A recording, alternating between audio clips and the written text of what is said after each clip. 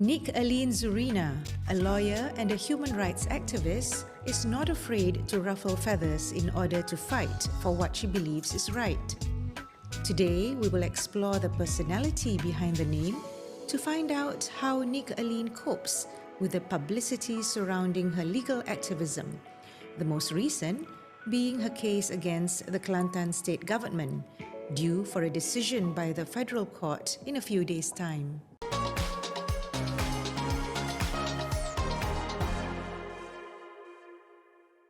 Welcome to the second episode of Ask the Boss, which is a podcast on careers and professions, where we interview industry leaders and people who have excelled in their careers in many ways.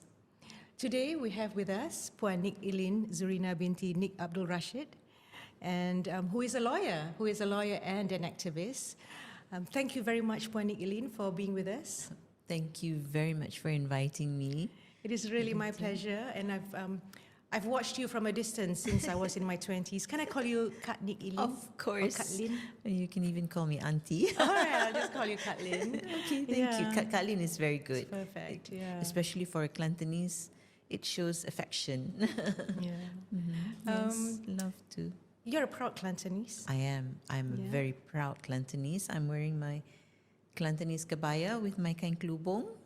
But of course, this is how we wear it, on the shoulder.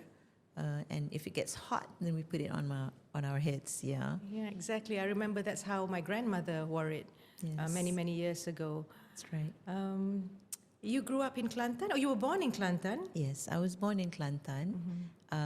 But when we were 5, 6 years old, my father moved to Johor, and so we moved to Johor for a short while. And then my father left to do his master's in Pittsburgh, so we followed him. So for 2.5 years, from 1967 to 69, we were in the US. And when we came back in 69, of course, it was the May 13. And basically, although I'm a Kelantanese, and we have our roots in Kelantan, but we lived, everywhere, more rather, yes. But I dituakan di Kelantan lah, in a way. And very much Kelantanese in your ways, because Kelantanese is always a Kelantanese. Yes, makan nasi dengan budu all the time. Yes. Yeah. And your father is a very famous law professor. Yes. He's in fact got a faculty named after him. Not a faculty, a Dewan Kuliah. Dewan Kuliah. In University Malaya. He was with UIAM, but most people remember him for him being the pengarah of ITM. At that time, it's called ITM, Institute Technology Mara. And many students remember him fondly there. He started off with University Malaya. In fact, I think he was one of the pioneers in 1970. Yes, 1970. Faculty of Law was in Faculty of Economics. And he started, together with a few others, the law faculty in University Malaya. Oh, I didn't know that he started the law faculty in University Malaya. Yes. And I believe he was a lecturer for many famous lawyers now. Among them your husband. My husband, my husband. He stopped practice, but your dad was my husband's lecturer. I just found out about that very recently. And your interest in law, it stemmed from your father, I believe. As I normally tell everyone, I was raised with conscience and words, so conscience and reason. So there was a lot more of him building in conscience. He will tell me, like, when I tell him something, he will say something like, letak pagar in your kepala. Don't do this. And there doesn't need to be a law to tell you what not to do. Everything must be in the mind. So gate your mind So everything was done with, his words like don't be irresponsible. That always stuck with me, So everything must be with conscience.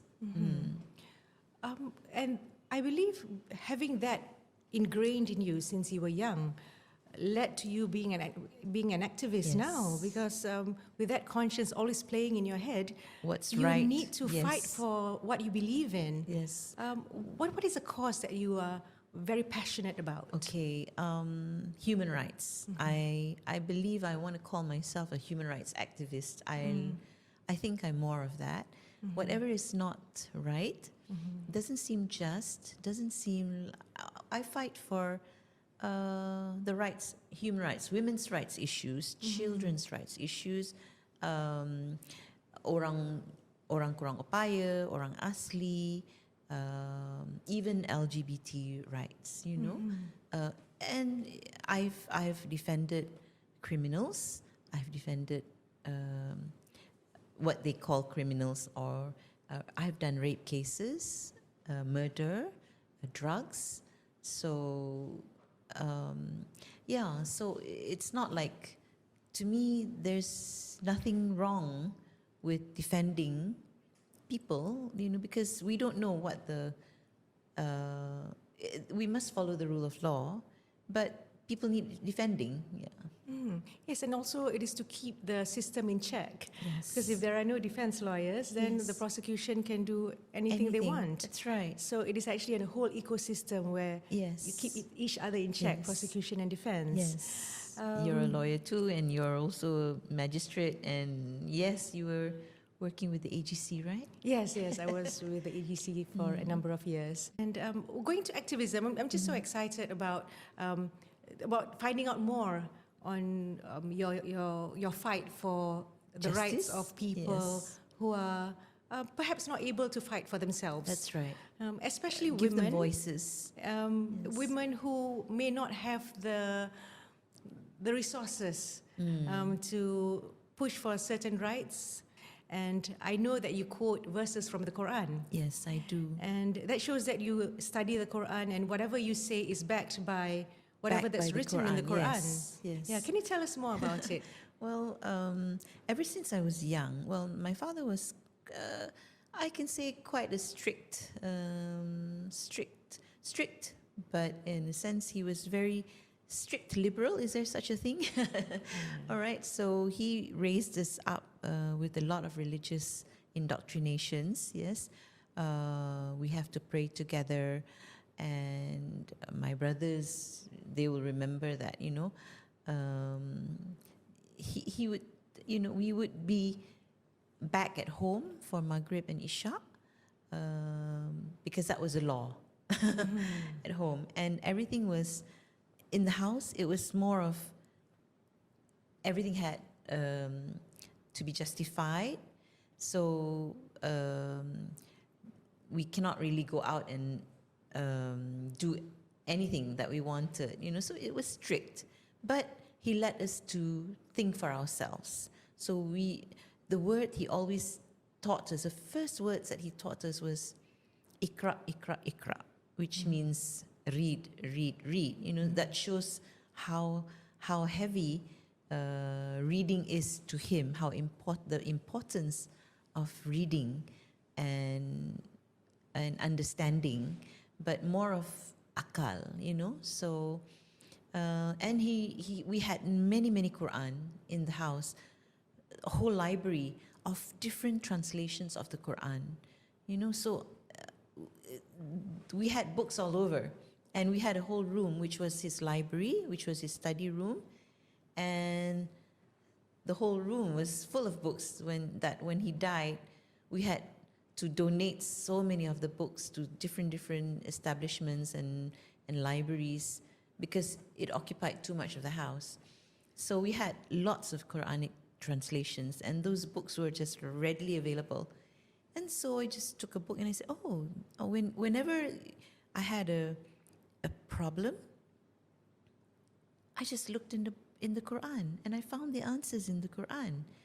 And these were not the typical answers you get from, what people were teaching, it had to be, you had to read it for yourself, understand it. And of course, we had many, many, many books, translations, many interpretations. So the one that most, the first verses was when reading the Quran was about, which I believe until now is Surah An-Nisa 135. That is sort of like my motto, O ye who believe, stand firmly for justice, even if it's against yourself, your family, your kin, your parents, your kin, even if they be poor or if they be rich, but most importantly, it's justice. So that has always been my motto in life, to stand firmly for justice. Whenever you see injustice, you must speak up and stand up for it. So basically, that was what got me running. And so ever since I was and that's what got me into law, wanting to do law as well, because they say, oh, but to me, it was not about studying law to make money. No, never at all. It was more to me to see justice. So it didn't matter whether they could afford it or they could not afford it. We have to help. And you do pro bono cases as a result Yes. of your fight for justice. A lot of that. Pro bono cases, most of them, even the rich come and tell you they have no money, but you still help them, because otherwise, you can't go to, you won't be able to sleep. Somebody is being, there's so much injustice going around in this world. At least help one or two of them at a time, So I try and make help as many people as I can. I know I'm not helping as many that I want to. I wish I could, but it's only me and a few of us. But at least there's one person who really believes in what you're fighting for, and you actually only need one person, and other people will follow suit. It's Hopefully, inshallah, I hope so. Yeah. Yes, but the Quran gives a lot of guidance on how to do it, and I hope many people will read the Quran and understand the Quran, not just follow whatever, not just parrot whatever other people are saying. I wish people would really open up the Quran and read it. So, what is the current issue that you're fighting for with regards to women's rights? A lot. Injustices in the Shariah Courts. I see a lot of it. If I myself underwent the Shariah Court, so when I went there, the judge actually said, the husband must come. And when you go to court, right, the Sharia courts, you see so many women in courts bringing all their children, Something is wrong somewhere, why they keep coming. And when you ask them, they say, oh, ni dah kali ke 8 kali dah, but suami tak datang. So when that happens, something must be done to correct it, and people turn to the Sharia courts to get justice, but there seems to be a stumbling block somewhere, where they insist on the husband attending it first, and if they don't attend, and then, but there are many issues, and if only we could do something to help these women and children, actually, especially those that come from polygamy, polygamous relationships, where we have husbands that are, recalcitrant in paying the maintenance of the children, of the wives, whereas, and there's a lot of things in the Sharia courts, which I think, like, for instance, evidences and testimony, which can be corrected. There's many things that can be done, and I mean no ill will, but I wish that more can be done to make the Shariah Courts a much better place to look for justice. But this problem has been going on for the longest time. And I believe you need some political will to change the law or change the procedure to make things better. You know what they do? I mean, we say we have all of these problems, but what do? They build better looking courts. You know, when I saw alamak cantiknya, tapi the system has not changed. You know, it's still the same. Yeah, they do appoint women judges as well, but they're still. I still think that they can do a lot more to make justice, so that Islam is about justice. Islam is about justice. You can read throughout the Quran. It's about mercy, forgiveness, and justice. You know, so equality. But why doesn't it come in the courts? You know. So that was the issue. I don't want to call it an issue I had, but yes, there are problems which needs to be mended.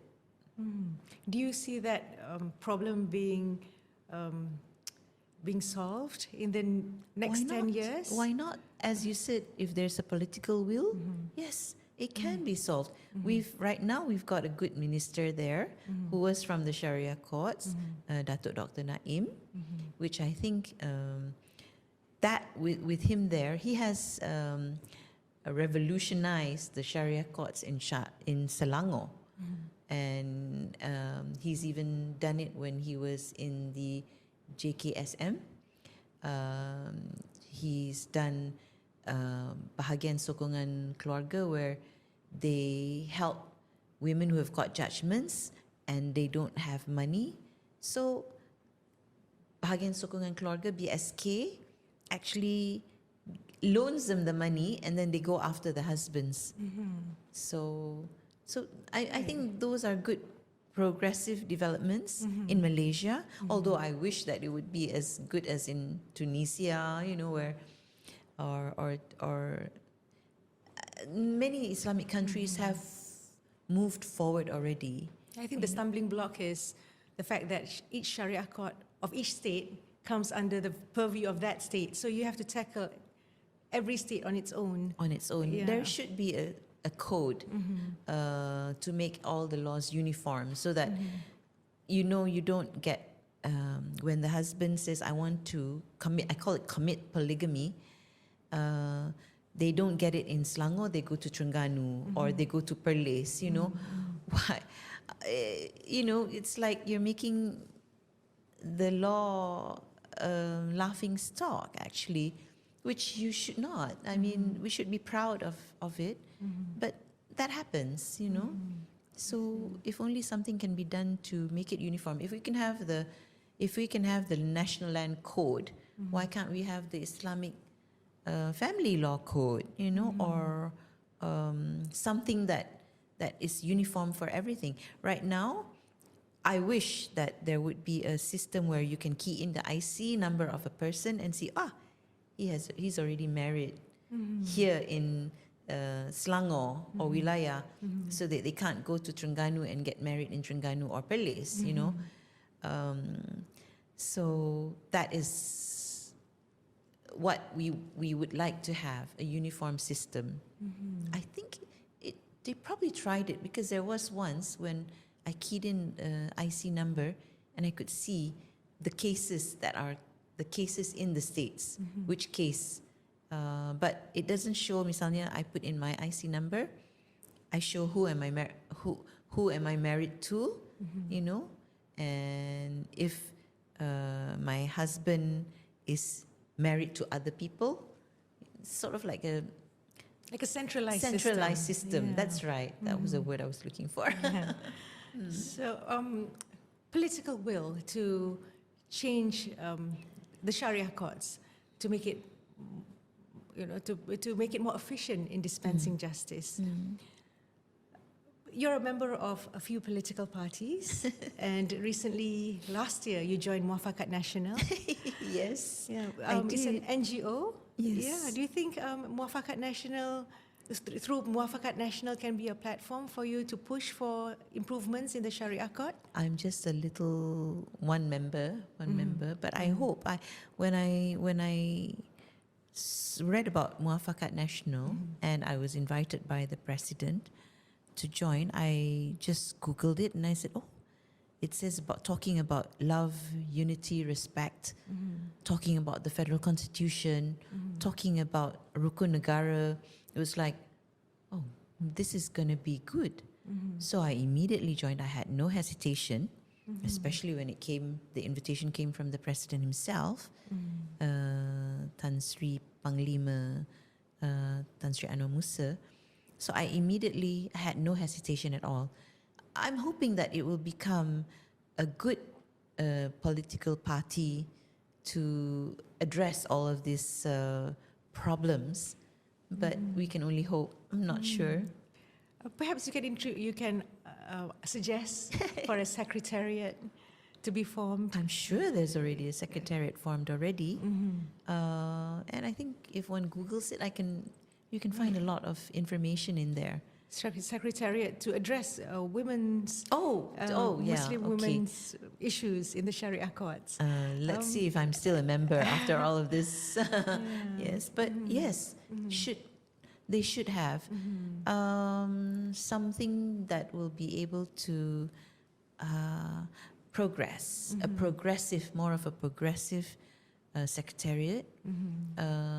We should not like take one step to the front and then move 3 steps behind. That always happens. Perhaps we should have more women, more open-minded people in there. That would probably help. Yeah. And talking about open-minded women and brave women, your daughter is a lawyer as well. Yes, and she's with you in a very controversial issue which you have taken to the highest courts. Yes, I say it's controversial only because people make it controversial. It actually isn't. It is just a simple application, yes. I'm sure you understand it, So people who understand it will support. It's people who don't understand or have been misled with a lot of misinformation, they won't support it, But I believe I'm doing this for the sake of a better Malaysia, a better Sharia court system as well. I did it not because of any bad faith or malafide. There's no malafide. I did it with all good intentions, with my daughter, with her support as well, and my family as well. Friends as well. So, I think it was necessary. Had I not done it, we would still be in a quagmire. Yeah, but it takes a lot of tenacity and it can be quite tiring actually, having to address the issue and trying to correct the perception of a lot of people out there who do not know any better. How do you remain strong amidst all these pressures? Actually, we made this. I knew that this was going to have a rippling effect, but I did not expect misinformation, false statements being made. So that was what I did not expect, and I did not want it to be something that was controversial. I had thought that I would get a lot of support, more rather, which I do. I'm sure there's plenty of support for me, even in Kota Baru, plenty of support. But it's become a political. I don't know how it got to be political. I mean, the timing of my suit has become an issue, whereas when I filed it in, I never thought about it being any political problem or a basis for a basis for them to say it's about PH or PN or nothing to do with it. It was just out of my own citizenship, or rather, as a lawyer, it was our responsibility. Which not many people have the bravery and courage to go through all that. It must cost a lot as well. I mean, it's not cheap to go into the, to institute a suit in the courts, especially in the federal courts where 9 judges are sitting. And there's a lot of course papers to Yes, to a lot file, of to course papers prepare. and a lot of parties coming in, but I'm very, very fortunate. I have Malik Imtiaz and Surendra Anand, and they're the best lawyers we can get for constitutional matters. And yeah, so just be prepared to pay costs. We had initially, when we first started, we were thinking, it would probably cost about 10,000 ringgit. Probably, and then all the papers had to come in. So I don't know what the total cost is going to be like. Okay, but we have to be prepared for that one. And I think if we want a better Malaysia, we have to. I mean, it's expected. It has to come. Yeah. Yeah. There is this saying that if you remain silent in the face of injustice, it means that you're promoting it. Something to that effect. Yes. Yeah. And I believe that sometimes you just have to take the bull by its horns and Bite the bullet. bite the bullet and just go for it. The repercussions can be quite tiring and damaging to a certain extent. Damaging to the effect that to your personal safety, Yes. Oh yes, most of them are online attacks. A lot of online attacks. If like attacks on should sembelih, they want to slaughter me. I mean, for that, they say it's for Islam. Okay, for Islam, if you really stand firmly for Islam, then killing is not what Islam asks you to do, but I tried ignore. In fact, I was off social media for quite some time because my children were telling me, don't read whatever because it can really pull you down. If they couldn't attack you personally, they'll attack on everything. Like the fact, the one I always get is, dia tak pakai tudung. That's the biggest issue to them, like that's the easiest. That's the easiest. The low bearing fruit, Yeah. But when I read those negative comments, and I always think to myself, banyaknya pahala Nik Elin hari ni, because they say all those things, and you collect a lot of pahala because of all those things said about you, which is completely untrue, and how they've turned it into you against Islam, as opposed to you just getting the courts to make a declaration as to what should be the law. Yes. So besides this issue and women's rights, which you're fighting for in the Shariah Courts, what other areas are you passionate about? Well, as I said, we've got the Orang Asli issues as well, and the Orang Aslis have approached us to help them with the Nenggiri Dam, which is affecting their life, not just the Orang Aslis, but the future of Malaysia, the Nenggiri Dam project. So I may be challenging the Kelantan state government again on the matter, not me, but the Orang Aslis.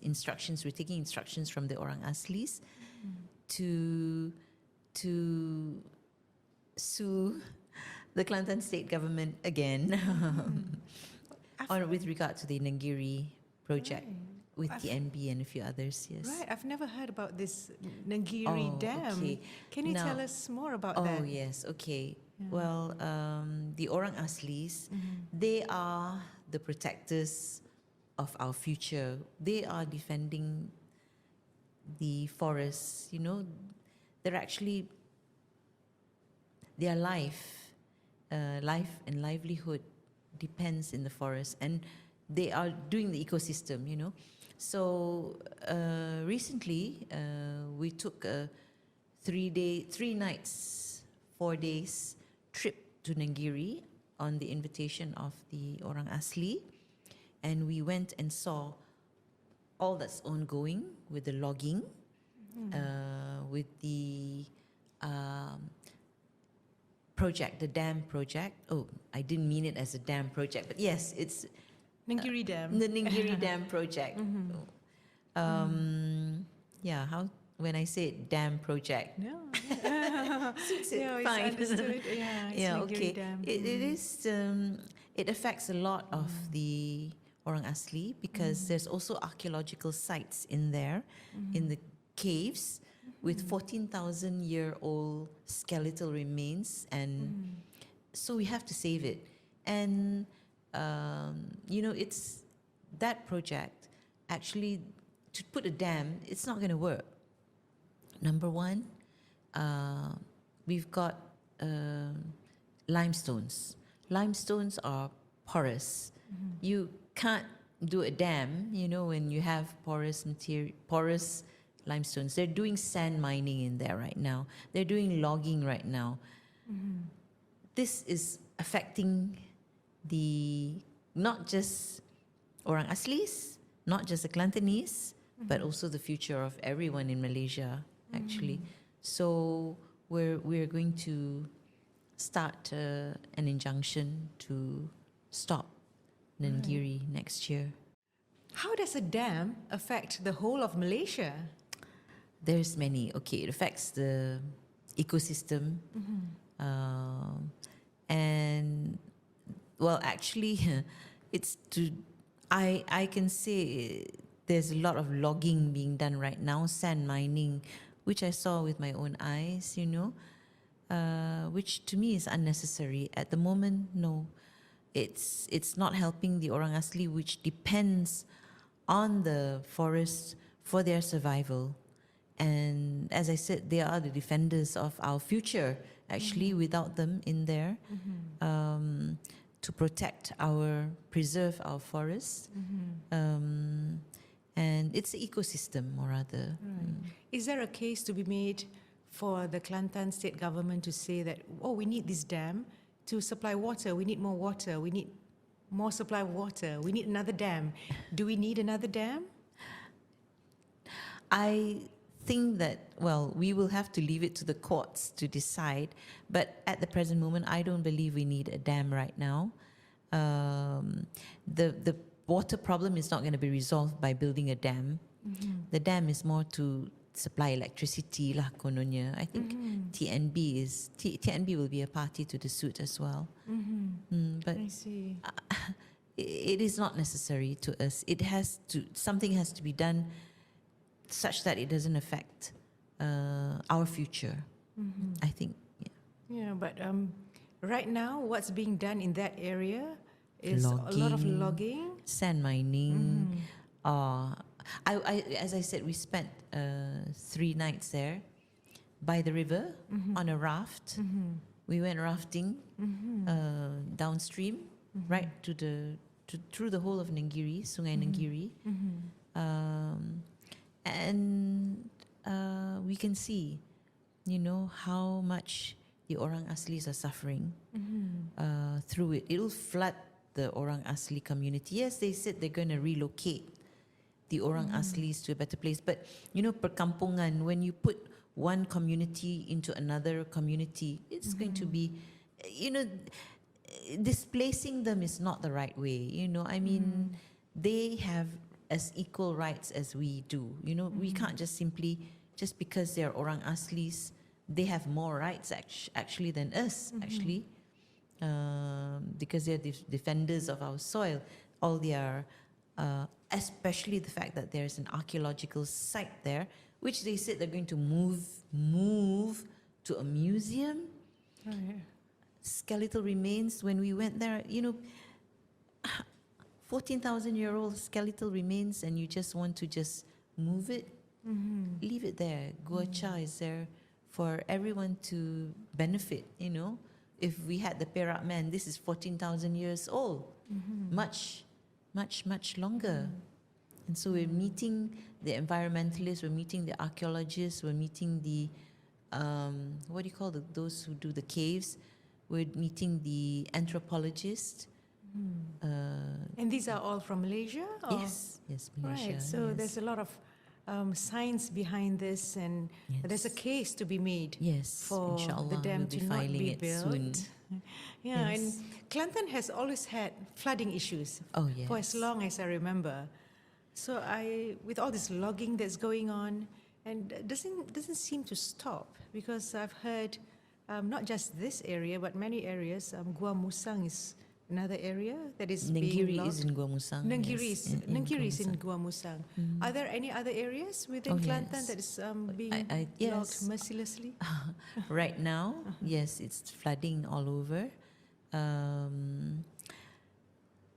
don't know how we want to mitigate flooding, you know, because when you look at the videos of the YBs going in to just report about the floods, you know, something must be done. They can't keep saying, oh, ni semua adalah God is, it's nature, you know, natural for us to have floods. But for 33 years that they've been ruling Kelantan, certainly we can do something to stop or mitigate the floods. Because it doesn't seem to be getting any better. It's just, in fact, it's getting worse. It takes Nik Elin to bring this matter up. I'm just a normal woman. I'm just a woman against all of these politicians. But one voice can be very strong. Inshallah, hopefully. And Well, before this, nobody heard me. You know, I've been saying this thing for a long time, but nobody wants to listen.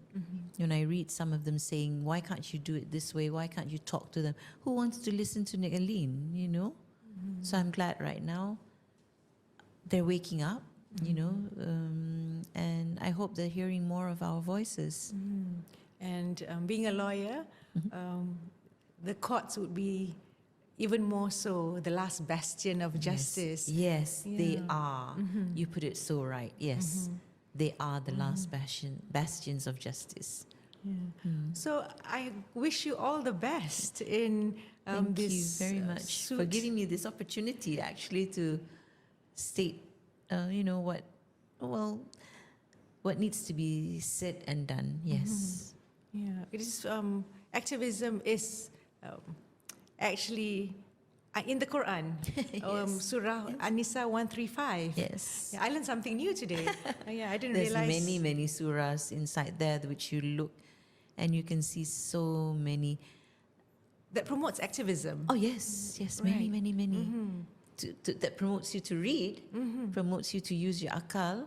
I think there's 68 or 86 times that the Quran mentions the word akalu, which means to use your brain, to think, to use your mind.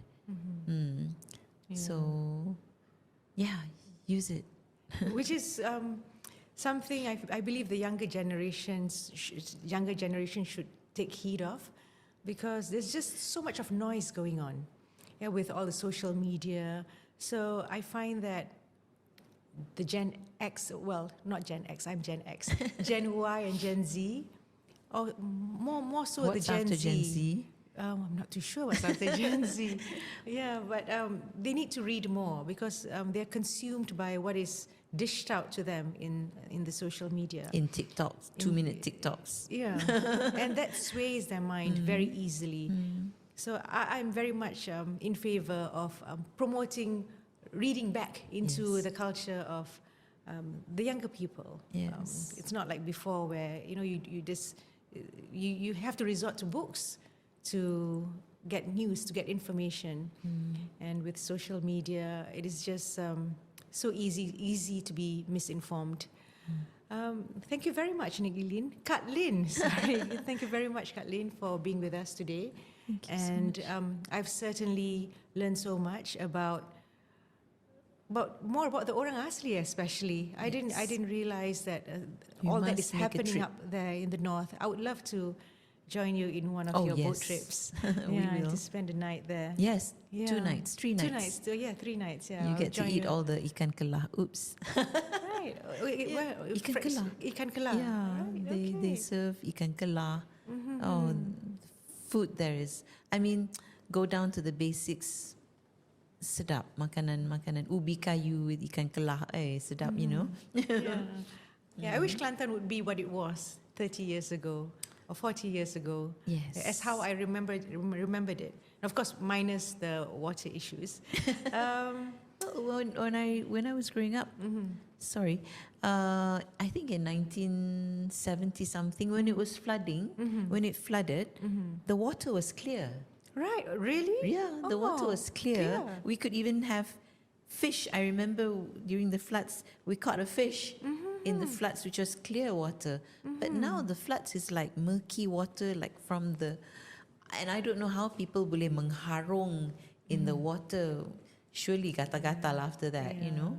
Yeah, and a lot of sickness can come. But Into I'm that as serious well. about inviting you to the Orang Asli village. I would You love to must go. come. I really would You love to must go. come. I think, well, there is an issue. They have come up with a statement to prevent other people from coming into the Orang Asli villages. Who's preventing other people from okay. going in? The authorities? The authorities, yes, the authorities are preventing us, like making the Orang Aslis are not zoo, are not the zoo. All right, they should live among us. They should be able to come out and meet us. We should be able to go in and see them. But there's a law actually against going down to meet them, and they can enforce it. Right. So, what law is it? It comes under the. Is it a law that comes under the state jurisdiction?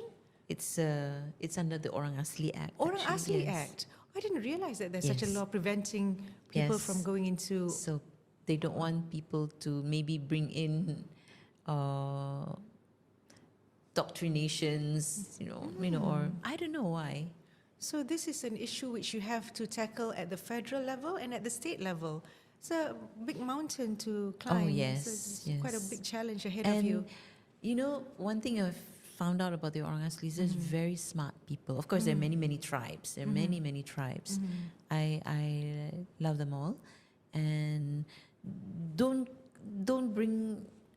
look down on them because they're very intelligent and smart, and they know a lot more about life and survival. You know, we were with the Tamias, and they're good. They're good, and they're good people, and they're smart. We should not treat them as like you call them, and call them like jakuns or sakais or things like that. Actually, they are much more intelligent than us, I would say. So with that, thank you very much, Katlin, for being with us today. My pleasure. It's been a real pleasure. Thank you so much for inviting. My pleasure.